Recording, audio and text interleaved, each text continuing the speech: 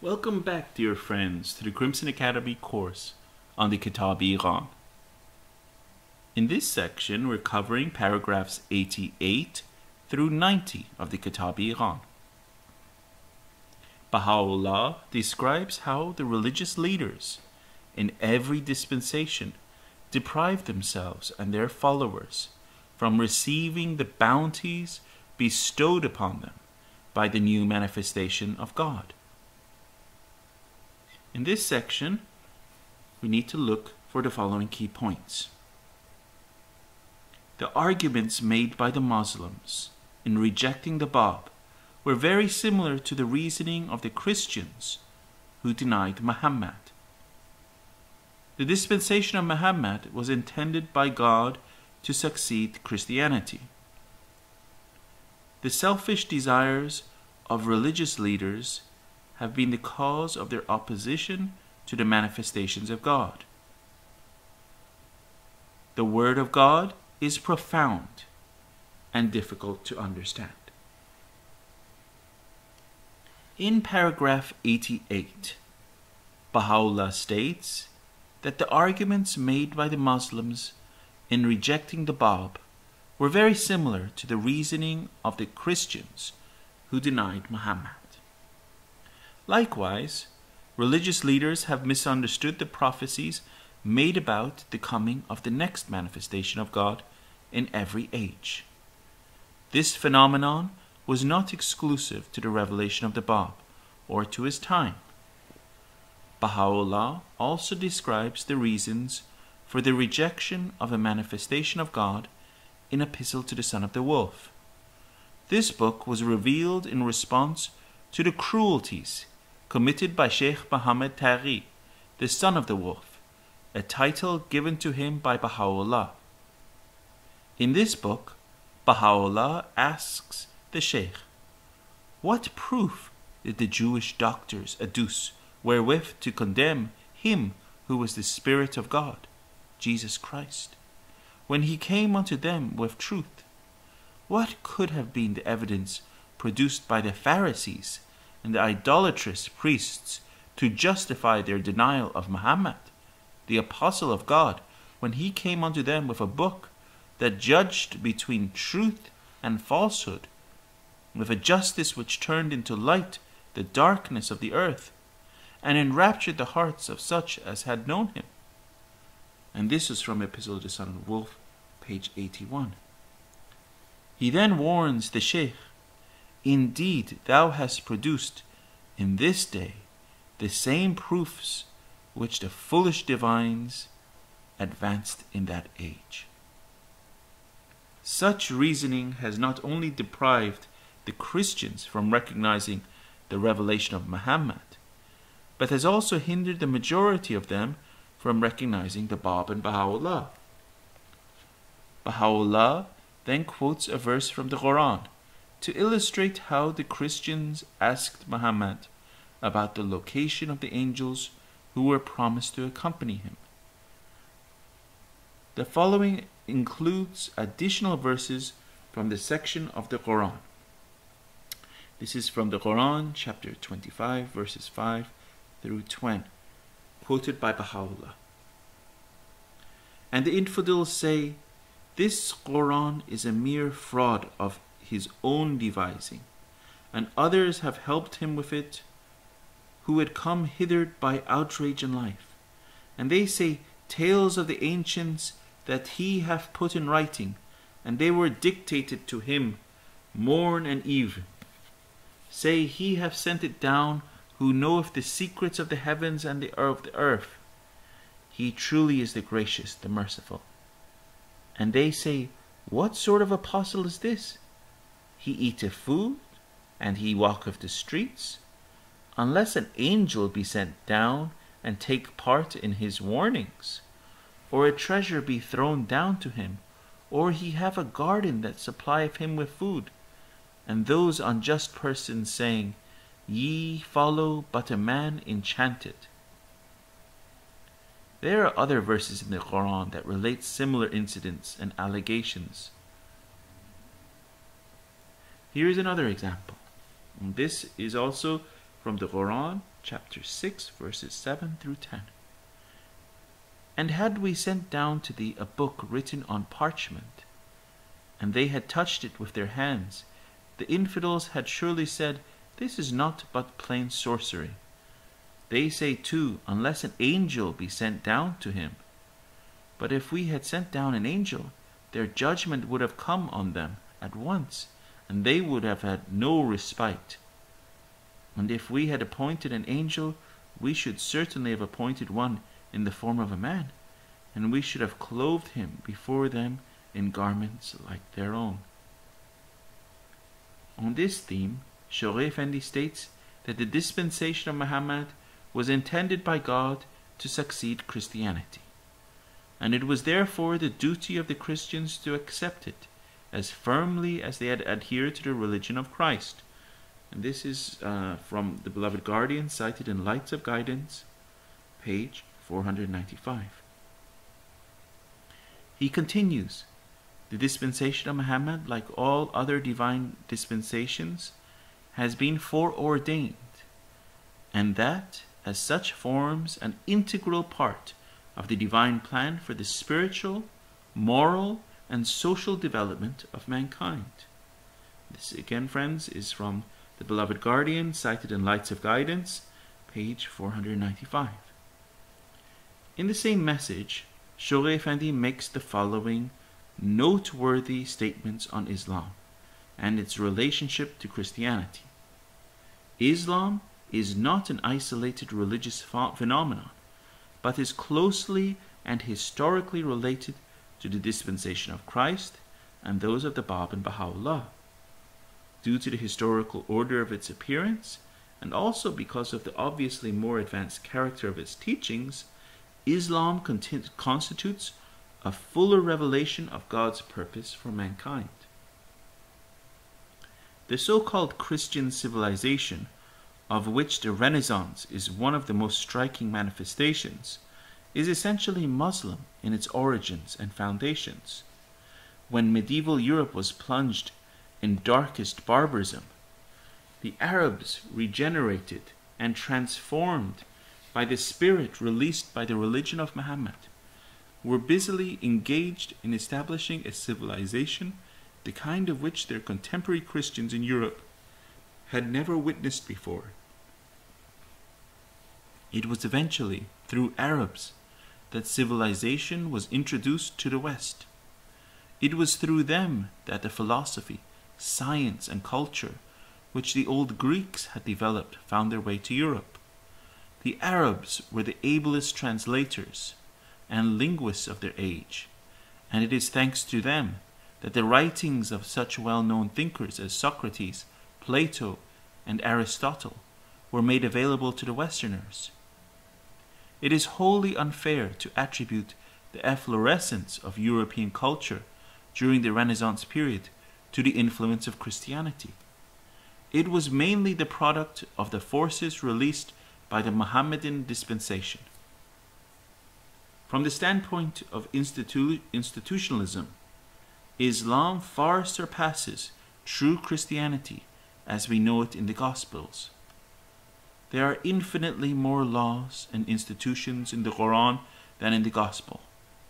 While the latter's emphasis is mainly, not to say wholly, on individual and personal conduct, the Quran stresses the importance of society. This social emphasis acquires added importance and significance in the Baha'i revelation. When carefully and impartially compared, the Quran marks a definite advancement on the Gospel from the standpoint of spiritual and humanitarian progress. The truth is that Western historians have for many centuries distorted the facts to suit their religious and ancestral prejudices. The Baha'is should try to study history anew, and to base all their investigations first and foremost on the Western scriptures of Islam and Christianity. And friends, this is from the Beloved Guardian, cited in Lights of Guidance, pages 496 through 497. In paragraph 89, Baha'u'llah further describes how religious leaders have always prevented themselves and their followers from receiving the bounties bestowed by a new revelation from God. The opposition promulgated by the divines has been fueled by their immersion in selfish desires and their pursuit of transitory and sordid things. According to the beloved guardian, Shogh Effendi, the human ego is the source of selfish desires. The ego is the dark animalistic heritage each one of us has, the lower nature that can develop into a monster of selfishness, brutality, lust, and so on. In this self we must struggle against, or this side of our natures, in order to strengthen and free the spirit within us and help it to attain perfection. And this was from the beloved guardian in Lights of Guidance, page 114. On the other hand, self-sacrifice is the state of overcoming selfish desires. Self-sacrifice means to subordinate this lower nature and its desires to the more godly and noble side of ourselves. Ultimately, in its highest sense, self-sacrifice means to give our will and our all to God to do with as He pleases. And friends, this was from the beloved guardian, cited in Lights of Guidance, page 114. Hence, choosing to follow selfish desires is but submission to the demands of our ego, and thus is the rejection of the will of God, as these two processes cannot coexist. Baha'u'llah allegorically refers to selfish desires and the will of God as friend and foe who cannot reside in one heart. O my friend in word, ponder a while, hast thou ever heard that friend and foe should abide in one heart? Cast out then the stranger, that the friend may enter his home. And this is from the Hidden Words by Baha'u'llah in the Persian, number 26. When the ego dominates in an individual, selfish desires become the gauge and standard against which everything else is measured, including the book, the law, and the will of God. This self-centeredness becomes the cause of opposition to the manifestations of God and the covenant breaking of the believers. Rather than the good of mankind, one's corrupt inclinations becomes one's primary concern. The pursuit of transitory and sordid things, as dictated by the ego, then becomes the main occupation of the individual. A person dominated by the ego becomes the symbol of what Baha'u'llah describes as those faithless souls who breathe not but the breath of the selfish desire and who lie imprisoned in the cage of their idle fancies. And this is from the Gleanings from the Writings of Baha'u'llah, page 181. Thus, like the bats of darkness, they lift not their heads from their couch, except to pursue the transient things of the world, and find no rest by night, except as they labor to advance the aims of their sordid life. Immersed in their selfish schemes, they are oblivious of the divine decree. In the daytime, they strive with all their soul after worldly benefits, and in the night season, their sole occupation is to gratify their carnal desires. And again, friends, this is from Baha'u'llah in Gleanings from the Writings of Baha'u'llah, page 181. When religious leaders find the teachings and the laws of a new manifestation of God at variance with their knowledge and desires derived from literal and shallow interpretations of the Word of God and Hadith, they arise to opposition. In paragraph 89, Baha'u'llah highlights that the Word of God is profound and difficult to understand. He quotes 2 hadith from Muhammad, and this, friends, is from Mr. Hooper Dunbar's A Companion to the Study of the Kitab-i-Iqan, page 127, to illustrate this point. In the second hadith, Muhammad states that only 3 groups of people can bear and understand his cause. 1 who is a favorite of heaven, 1 who is an inspired prophet, and 1 whose faith is tested by God. Baha'u'llah then states that the first 2 conditions are out of reach of religious leaders. As far as the 3rd condition is concerned, every time that a new manifestation of God has appeared, the majority of the religious leaders have been tested in their faith and failed, as they did not recognize him. Hence, it is impossible for the majority of the clergy to understand the mysteries enshrined in the new cause of God. It is important to fully appreciate the meaning of the term an inspired prophet. The word prophet is the translation of the Arabic word nabi, that means foreteller. It corresponds to the Hebrew word meaning foreseer. And friends, this is from Muhammad Mustafa, Baha'u'llah, the Great Announcement of the Quran, page 34.